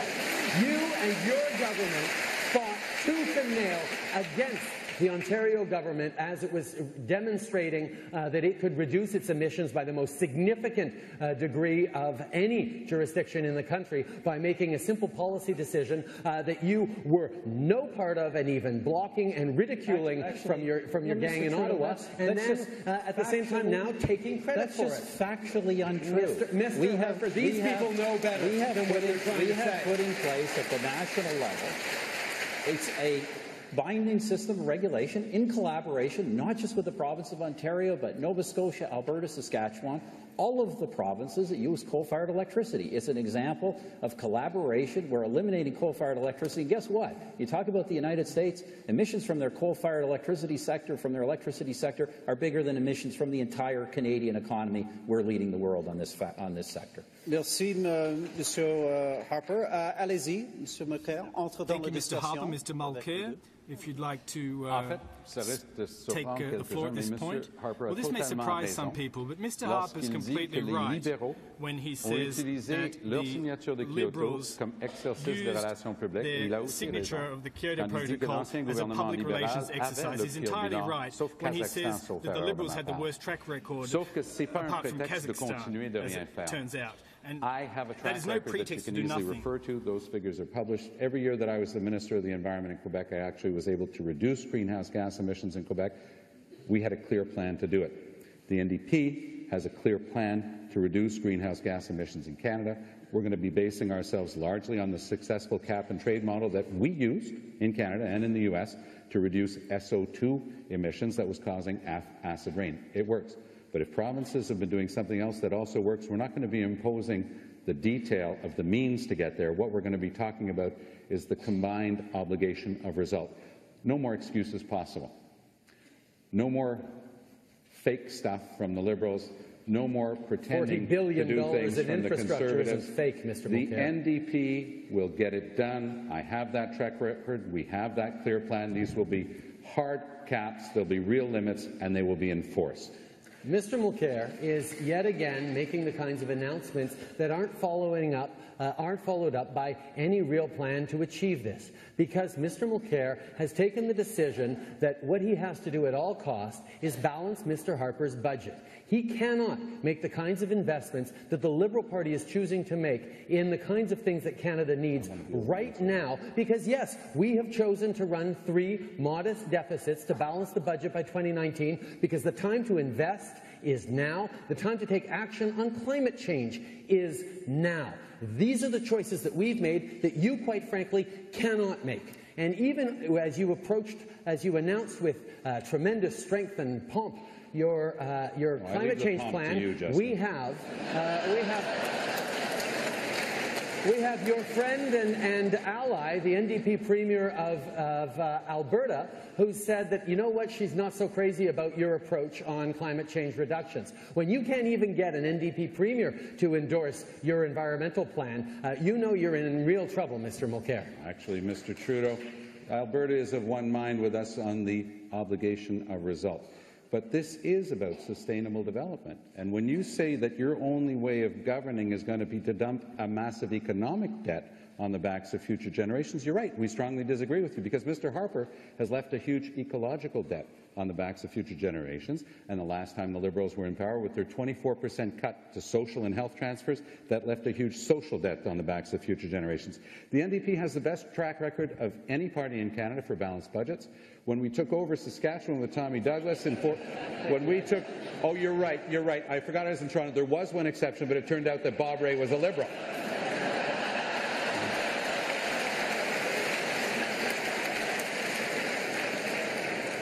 Tommy Douglas took over Saskatchewan that the Liberals had left in bankruptcy, ran 17 consecutive balanced budgets in a row, and brought in free universal public medical care. When we bring in $15 a day quality childcare, it won't be on the backs of future generations. It will be on the basis of a solid foundation of balanced budgets. To balanced budgets. This is a foreign policy debate. We had an economics debate the week before last. So let's recenter the discussion in our remaining moments.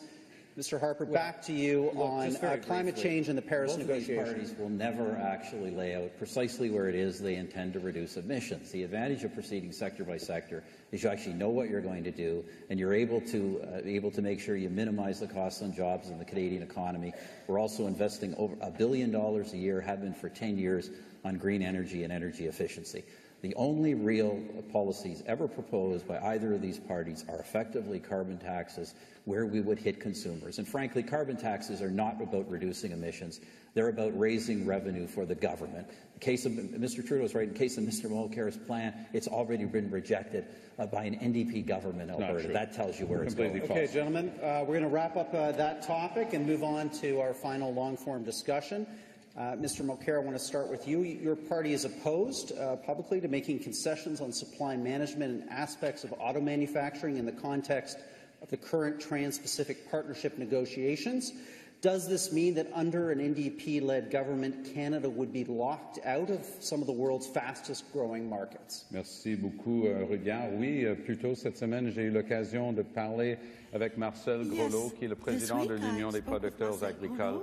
Et comme nous, il est très préoccupé parce que j'ai écrit au Premier ministre Harper le sommant de s'engager clairement, sans embâche, à défendre intégralement notre système de gestion de l'offre, qui est un système dont on peut être fier. Quand on se compare aux autres qui subventionnent et qui mieux, on n'a pas d'excuses à donner pour notre système de gestion de l'offre. Alors les fermes avicoles, les fermes de production laitière à travers le Québec et dans le sud de l'Ontario et ailleurs au Canada sont extrêmement préoccupés parce qu'ils savent qu'avec 3 semaines avant l'élection, tout est permis. After we finished the last debate, Mr. Harper went public and he said if you're in the auto sector, you should be worried about what he's negotiating in the Trans-Pacific Partnership. On Mr. Harper's watch, we've already lost 400,000 well-paid manufacturing jobs. There are 80,000 well-paid manufacturing jobs in the auto sector. What's on the table? When President Obama wanted to discuss this week, this is how good the relationship is, he phoned the president of Mexico. We were frozen out. I'm quite concerned about what's being left on the table by the Conservatives, and our dairy farmers have every right to be concerned. I think that supply management is on the table, and Mr. Harper doesn't keep his word on these things. Ask anybody in Newfoundland, Labrador, when he got their approval for the European trade deal, it was on a promise to give them money to compensate what they were giving up in terms of processing of fish, and you know what? He broke his promise. Monsieur Trudeau, quelle est votre opinion sur la question? C'est sûr que nous avons pu signer bien des accords à l'international sans mettre en danger notre système agricole de gestion de l'offre.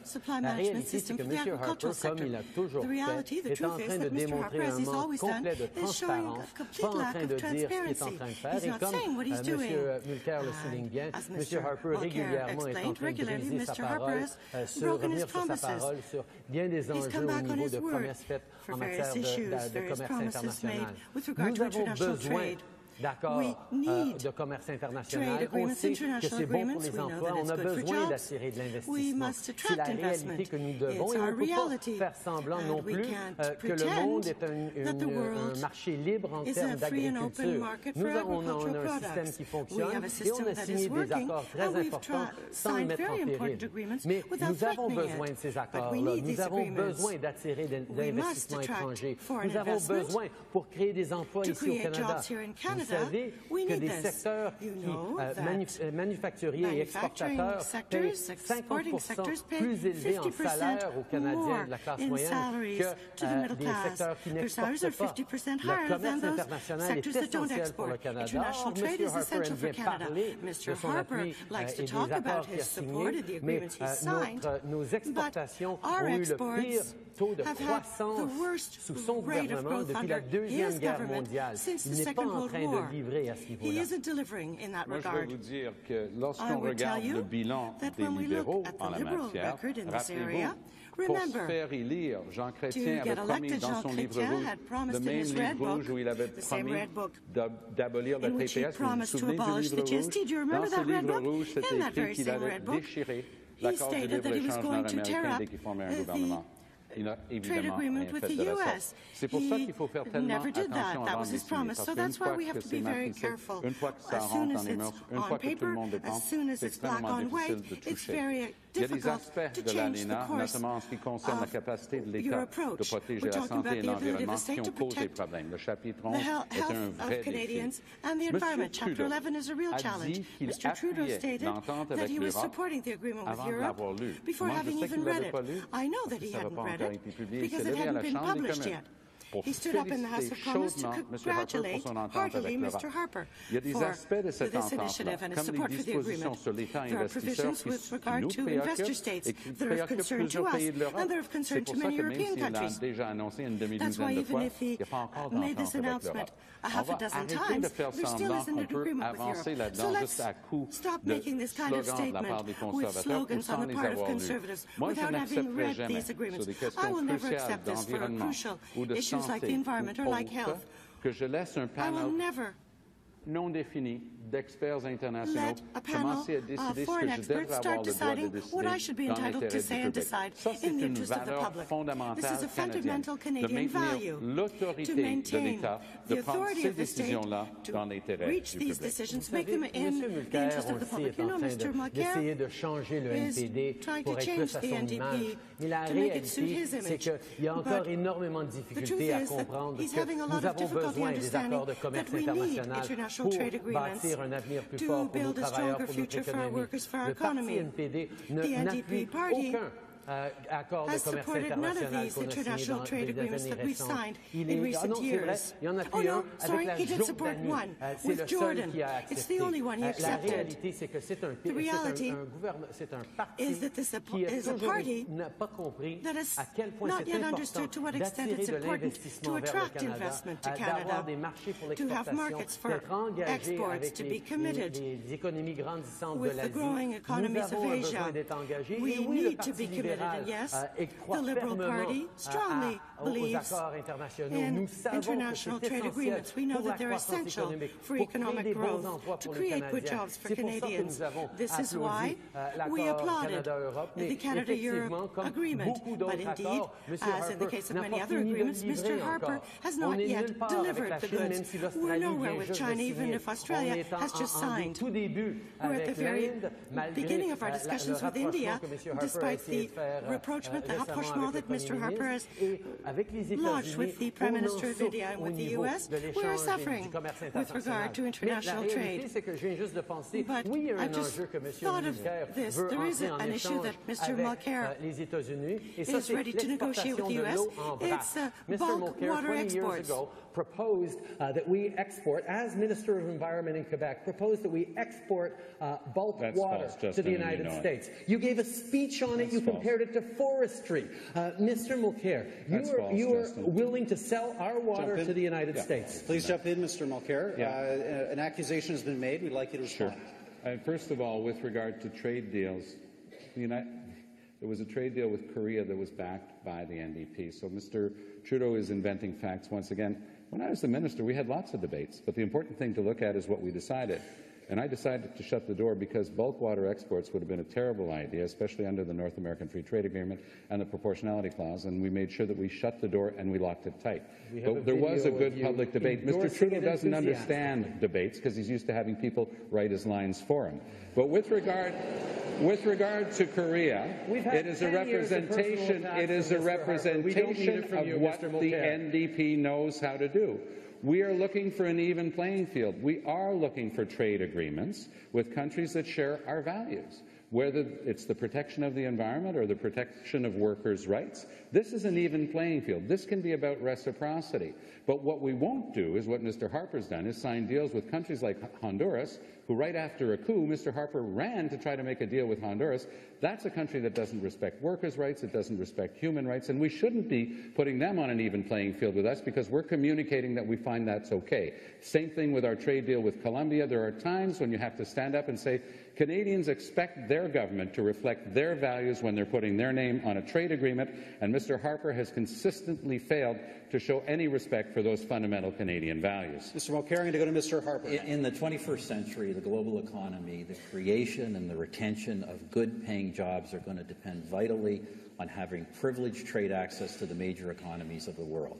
We've been able to achieve deals in this continent with Europe, and we're now with the Republic of Korea. We're now working in the Asia-Pacific region.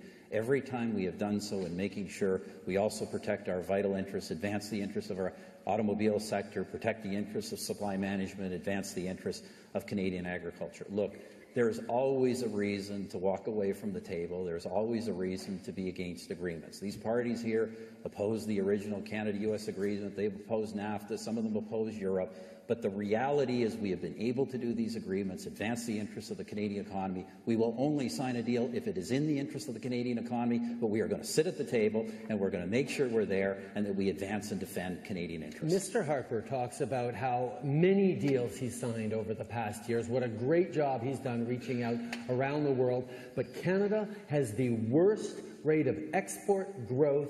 This Prime Minister has the worst rate of export growth of any Prime Minister since World War II. So if this is your best efforts, Mr. Harper, we have to worry about what will happen if you get re-elected. Because the fact of the matter is, Canada needs to engage positively on the world stage, and our diplomacy, our cultural exchanges, our engagement in humanitarian efforts, our climate change responsibilities, all feed into how we are able to engage in the kinds of trade deals that are going to bring good jobs to Canadians, that are going to create a brighter future for people, because we know that export-intensive industries pay 50% higher wages than non-exporting industries. Thank you, Mr. Trudeau. I'm going to quickly go to Mr. Harper to reply, and then to Mr. Mulcair. Look, we're in a decade of global economic instability. We've increased our exports 50%. We're not living in a different era. We're living in an era that has been very difficult, where Canada's performance in job creation growth is the best among the G7. We need to continue that by taking forward-looking actions. That includes the historic steps we've taken to conclude trade deals in this continent, to conclude trade deals in Europe, and also work to try and get trade deals in the Asia-Pacific region. And you don't get those deals by coming up with a million reasons why you're against them before you even get to the table, and why you should walk away once you're there. We're there. We've had a successful record of making sure we defend the broad interests of the Canadian economy, open up our markets, and that is what we're going to continue to do. Monsieur Harper, Marcel Groslo m'a demandé de vous poser la question. C'est le président de l'Union des producteurs agricoles. Lui veut savoir de votre part si vous allez défendre intégralement notre système de gestion de l'offre. Je vous laisse lui répondre. I'll let you answer. Mr. Mulcair, our position has been clear from the outset. In all of our international negotiations, we have always defended the supply management system, and we will continue to do this in these negotiations. We're also defending farmers who are outside of this system, and we're doing this in the interest of all sectors, and our commitment is to negotiate an agreement that will be in the superior interest of the entire Canadian economy. Is about how we actually build a stronger and brighter future for us all.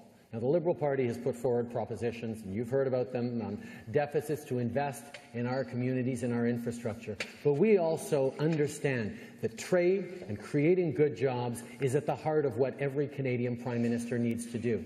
We are too big a country with too few people to be able to do it all on our own. We need trade with the U.S., with countries around the world, to actually grow our economy, to create good jobs for Canadians. And the fact that Mr. Harper hasn't been able to get it done on the big files, and Mr. Mulcair continues to obstruct and deny the importance of trade, means that the choice is clear in this election to pick the Liberal Party of Canada. In fact, Mr. Trudeau, 99% of the free trade access of this country has been created by Conservative governments. What we always get from the Liberal Party is platitudes on trade, but you don't have the vision and you don't have the determination to actually sit at the table, make the tough decisions, and get the deal. That's what we're doing. Very brief final interjection by Mr. Mulcair.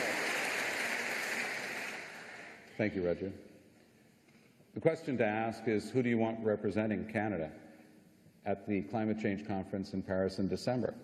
Who do you want sitting across from Angela Merkel as we do try to get a deal that suits all of our purposes? Who represents Canadian values on all of the issues we're discussing tonight?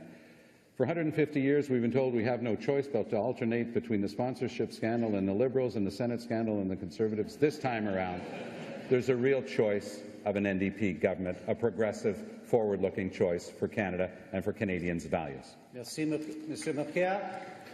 Mesdames et messieurs, nous sommes arrivés à la fin de notre débat.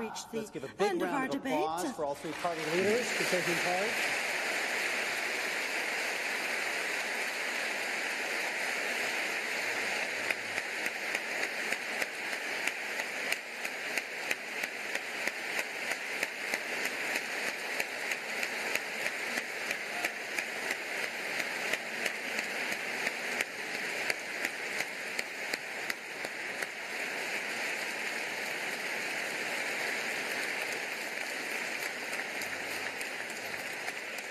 All of us here hope that this debate has helped inform the vote that you, the viewing audience, everyone here in this auditorium will cast in 3 weeks' time. Let's be sure, all of us, regardless of our views, our party, to head to the polls to vote. For those of you watching online right now, our post-debate panel begins, co-hosted by Facebook Canada and the Globe and Mail. Merci de nous avoir suivis. Thank you for watching the Munk debate on Canada's foreign policy. Bonsoir. Good evening. Thank you.